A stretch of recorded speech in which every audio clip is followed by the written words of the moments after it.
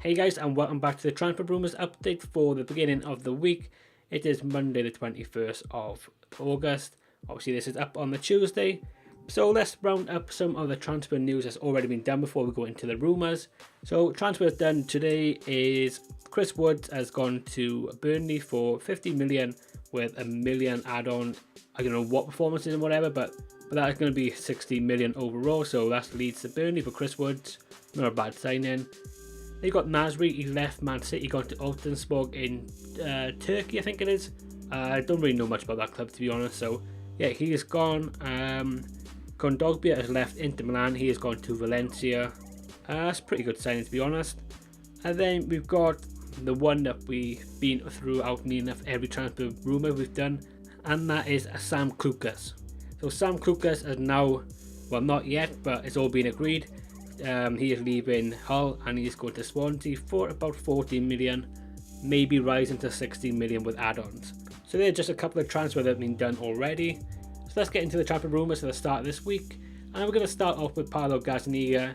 He plays for Southampton and he is being linked with a move to Spurs to be their third choice goalkeeper. Obviously they had Paulo Lopez or something like that from somewhere in Spain last season as their third choice. Probably want to see him, he didn't actually play many games, so they want to get a third choice goalkeeper in, and it's going to be Gazzaniga from Southampton. Looks like that is going to be all done. That could be done near enough when this video is up, to be honest. Like I said, this is up on a Tuesday and I do record this, actually, let's have a look what the time is. The time is 20 past 7 on a Monday night, so yeah, this might be done overnight, might be done early tomorrow, so we'll see what happens with that one. But the fee has already been all agreed, so this one is going to be a matter of time before this one is done. So yeah, that is one that's going to be happening pretty soon. So on to the next one, we are going to go with Santiago Arias. He plays for PSV, obviously in Holland. He is a Colombian right back and he's being linked with a move to Swansea. To be honest, I don't really know much about him. He is 24 years old. He looks pretty good. He's quite a pacey right back.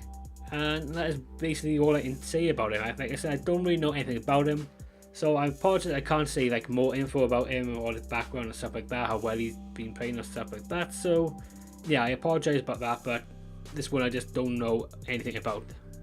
So the next one we're going to go with is going to be a sad one if it does happen, because obviously I'm a Cardiff fan, and that is Kenneth Zahora. He plays for Cardiff, like I said, he's been linked with a move to Hull and Brighton, but for this one we're going to go with Brighton. Clearly the latest club to be linked with him. They've had a £10 million bid rejected, which is good news for me, but apparently they're going to come in with a higher offer. Hopefully this doesn't actually come off. Hopefully he stays with Cardiff, obviously. He's been playing really well for us. He's still only a youngster, he's only 22. He's scoring goals for us, he's a pretty quick player, he's strong.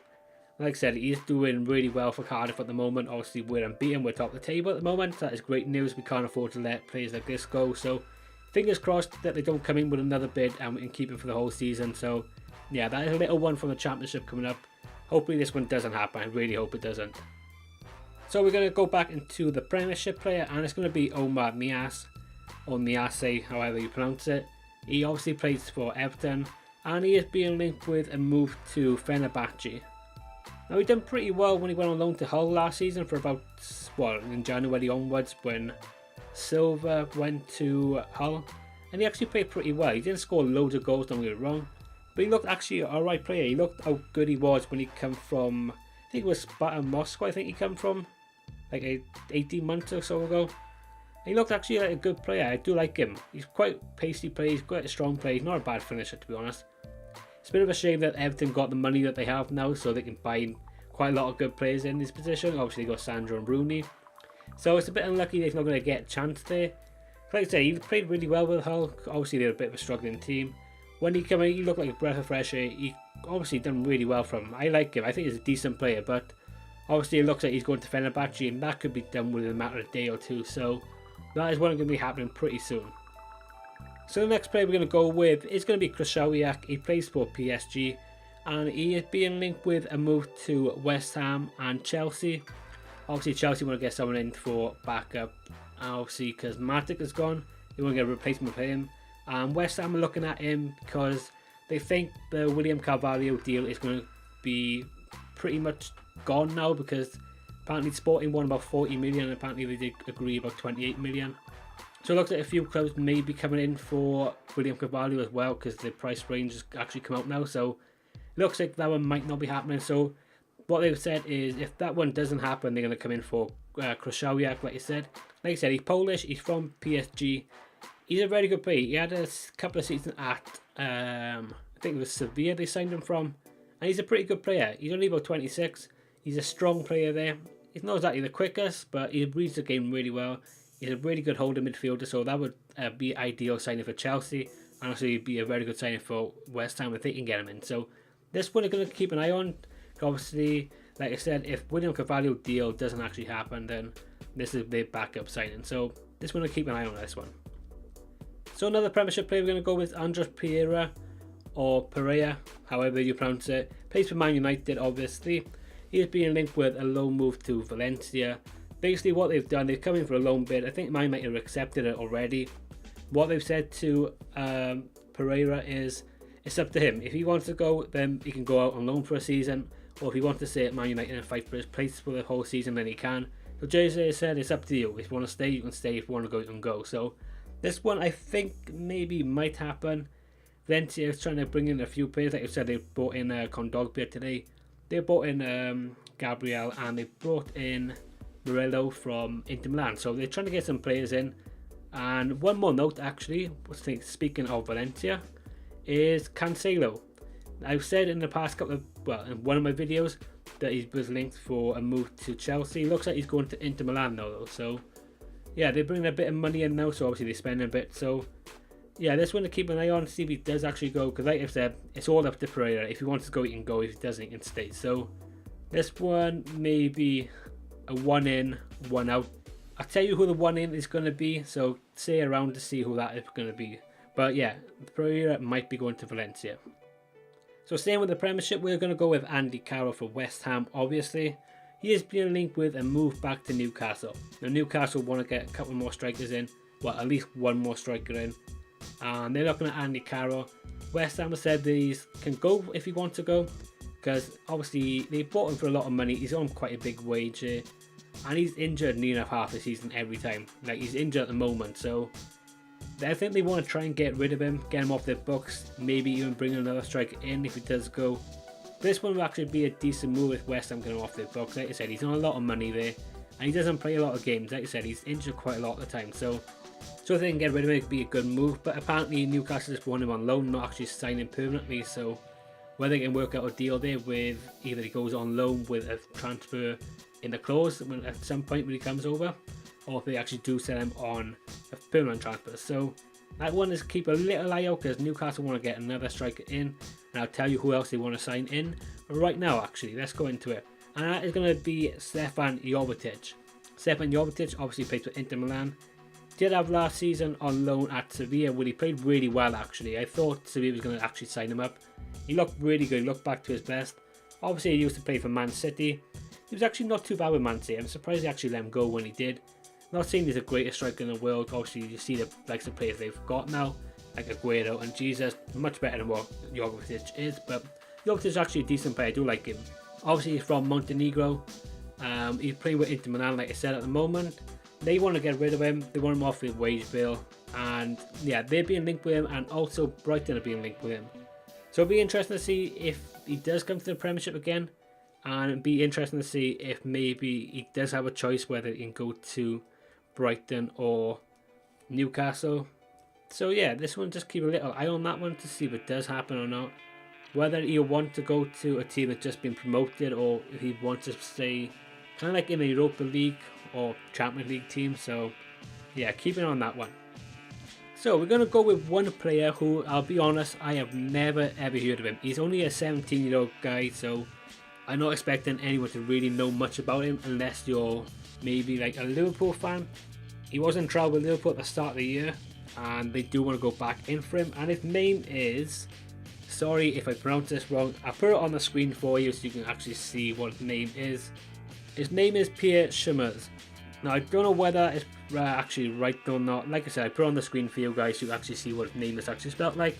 Maybe I said it right, maybe I haven't. But he's a 17-year-old guy. Played in the second division for Fortuna Sittard. I think that is right. I really don't know. I've never heard of him. It's the second league in the Dutch league. So, yeah, like I said, he's a 17-year-old. He's been linked with a move to Liverpool. Like I said, he's been on trial there last season. Apparently, they want to go and get him now. He also been linked with a move to Ajax, Dortmund, and Bayern Munich. So, there are quite a few clubs after him. So, it'll be interesting to see if Liverpool do actually get him. Obviously, they might be favourites because he had a trial with them, obviously, at the start of the year, like I said. I don't really know much about this guy. Like I said, he's 17 years old. I've never heard of him. So, this one is going to be a complete gamble in my eyes. Because I don't know what he's like. I don't know really how good he is.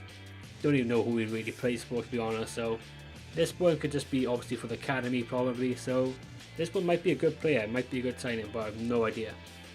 So the final player, like I said, I'm going to tell you who was going to be coming to Man United potentially. And that is going to be Ryan Sessegnon from Fulham. Obviously, he is a youngster. He's only 17 years old, I think, or maybe 18 now. He normally plays left back, but he can play right back or in the midfield. Like I said, he's a youngster. Obviously, he plays for Fulham. Man United want him. Tottenham want him. But I'll go with Man United now because apparently Man United are going to make an offer for him, buy him, and loan him straight back to Fulham. Fulham apparently said they don't want him to sell, so it all obviously depends how much the Man United actually offer him. So if they go for something like 20 odd million, then probably they might get him, but he looks like a very good player. He scored about 8 goals last season. He's quite a quick player, he's a tricky player as well. Like I said, he's got youth on his side, so he's going to be one for the future. So if he does come in, like I said, if Fulham do accept it, then he will be going loan back to Fulham. If maybe he does go to Tottenham, and Tottenham will actually want to keep him that season, so maybe this one will happen. Like I said, Fulham want to keep him, they don't want to sell him, so it might have to be quite a bit of money to actually buy him, but he might be worth it, honestly. He looks like a very good player, like I said, only 17 or 18, so he'd be a decent player to actually get in for the future, so keep an eye on that one. This one could be interesting if that does happen. So guys, that is going to be the roundup for today's transfer news, obviously at the start of the week. I will be back on either Thursday or Friday. I'll see what happens. It all depends on how busy it is over the week. Sorry this is not a longer video. I wanted to try and get a few more people in this one, but obviously at the start of the week it's not really that much happening. Obviously the games over the weekend. So hopefully maybe next week we can actually have quite a busy one because it's going to be international break. And it's going to be like the actual last week of the transfers. So it might be quite an interesting one next week. So hopefully there's going to be quite a lot of news coming out, and obviously I'll do one on the transfer deadline day. I might not do a video on it, I might actually do a live stream, let you know what's coming through and what's not. And then on the day after the transfers deadline, I'll actually do a video, have a little roundup, see what happened. I won't do the big ones. I'll try and do the obscure ones like I normally do. So yeah, that is what's going to be coming up probably next week. And yeah, I'll see you Friday for another video. I will see you next week for maybe an update and then a live stream. But it'll be at least 2 updates next week. So yeah, I'll see you on Friday and next week. Hope you all have a good week, and I will catch you in the next video. See ya. Thank God that the brothers on the rise now. Woo! Endless celebrations all in my house. Yeah. Levitating now, I'm super duper fly now. Yeah. London boy, but DC where I reside.